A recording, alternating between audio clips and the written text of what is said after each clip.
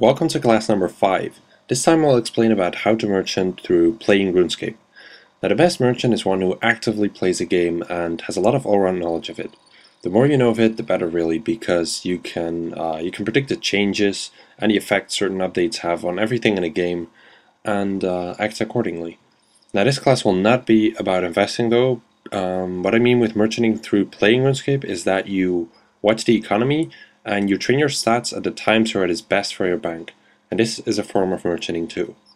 Now I'm talking about training your cooking when it's profitable, making potions when the loss is the smallest, smithing items while making money, or like making pouches for crazy profit, summoning pouches. Now you get the idea here, and it's specifically useful for people who have less cash to spare.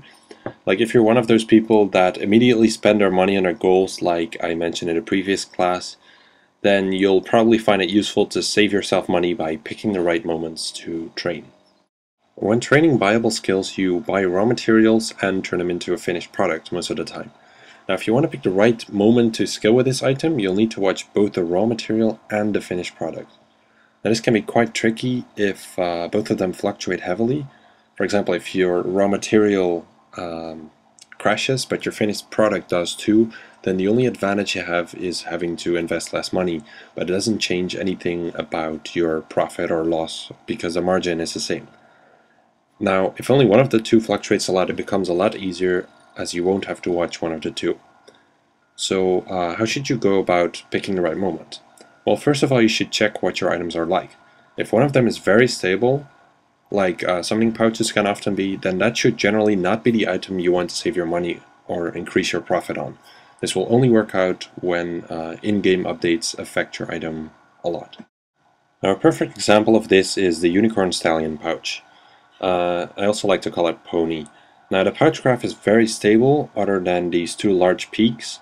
The first one is around the King Black Dragon rework, and the second one is when the Calphite King was released and quite a while after it still. Now the actual graph looks different of course, as they probably rose much faster and they reached a much higher price. But if you check the horn, the unicorn horn, it fluctuates much more, and this will be even more on a live graph during the day. Now in this case you can make unicorn stallion pouches when you know a boss update is coming up, or you can try to catch crashes on the horns to make the pouches for a cheaper price. Now making the pouches for an upcoming update is pretty straightforward. You just wait until there is some kind of boss news and you have any idea when it's coming around, and then you can make yours and just wait to sell them. Now before you actually make them, you calculate the cost to make them to make sure you aren't buying the horn for too high. But if you plan to catch crashes for your item, you will need to calculate how low you will have to buy to make minimal loss, break even, or even profit. And that's a bit different. I'll get to that a bit later on.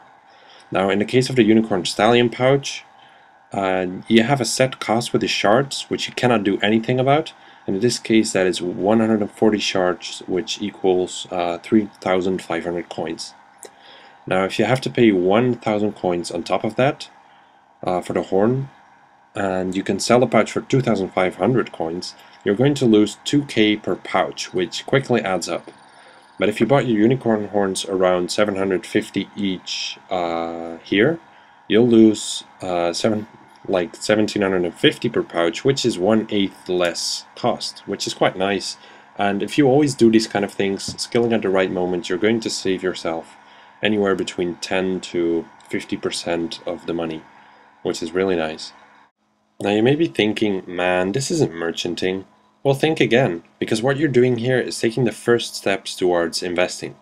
More specifically, short-term investing and update investing. Now you're experimenting, you're getting some experience and feel for it, all while skilling and saving or making even money. It's not a necessary step at all, but it will definitely help you when you continue to investing later on. So if you're still interested in doing this, here are a few quick tips to do it efficiently. I'm going to take high alking as an example, as it's a popular training method. So what you want to do is open an Excel sheet. Yeah, for the sake of this video, I'll just make the screen a bit bigger.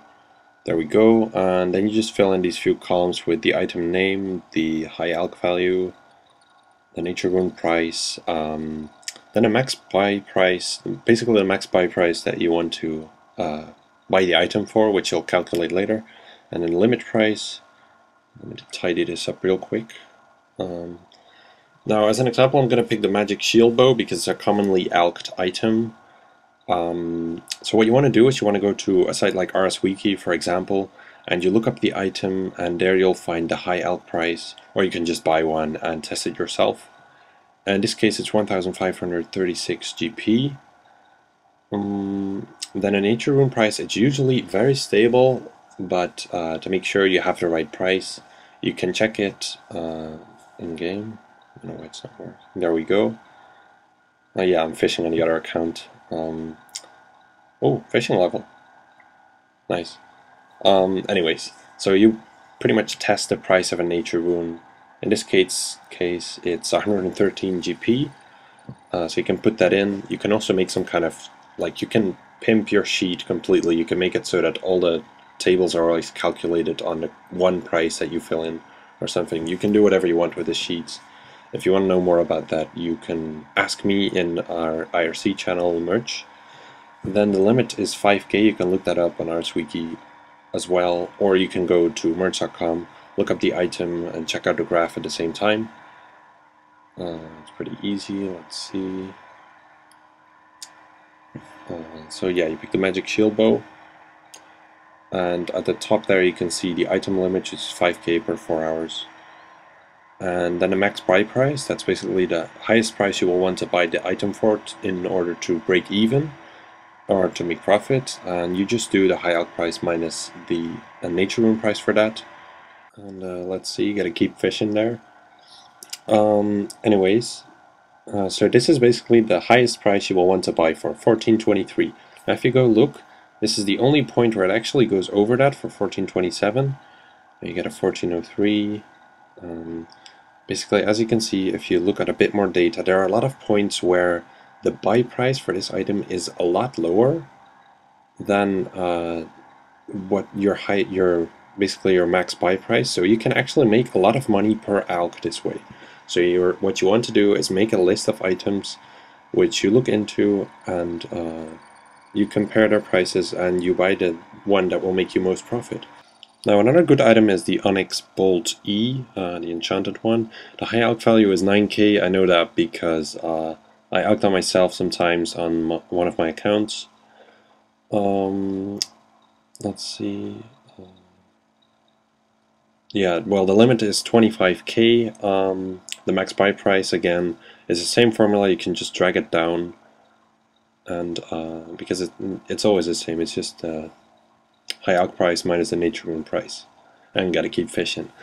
Well, if we look at the Onyx Bolt graph here, so the max buy price for us was 8.88k, and if you see how often it goes below that, like here it's 300 or 2 to 300 profit per alch, which is crazy. Like you can alch it to break even, or you can alch other items and make a loss or break even. But why would you do that if there are items out there like this where you can make 300 each per alch, which is just really great? And this is not even the live graph. I'm pretty sure that on the live graph you could see really a lot deeper crashes and higher increases in price, more fluctuation, etc.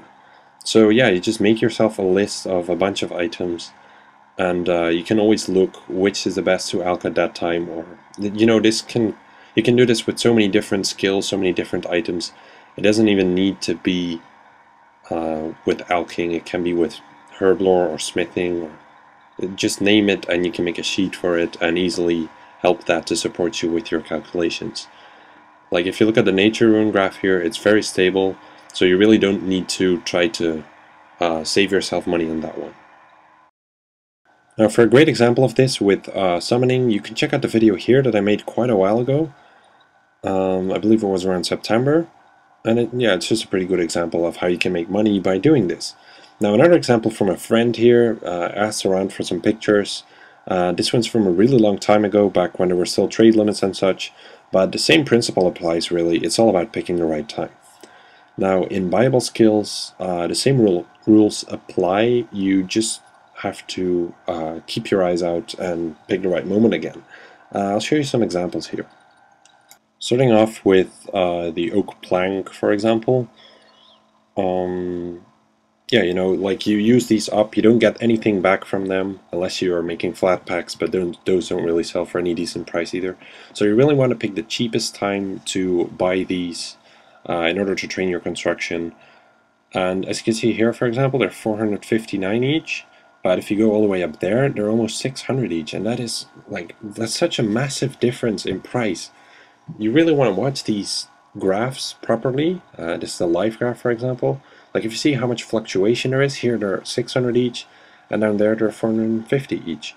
And that's such a large difference, so it's really important to just buy at the right time to save yourself wasting a lot of money needlessly, because all it takes is like a little bit of waiting, as you can see, because they fluctuate a lot, and they reach pretty low prices quite frequently. And then another example, Frost Dragon Bones. Again, you get nothing back from them, you use them up once. Like as you can see here, they've been rising a lot recently, which is because of bot bans, mass bot banning.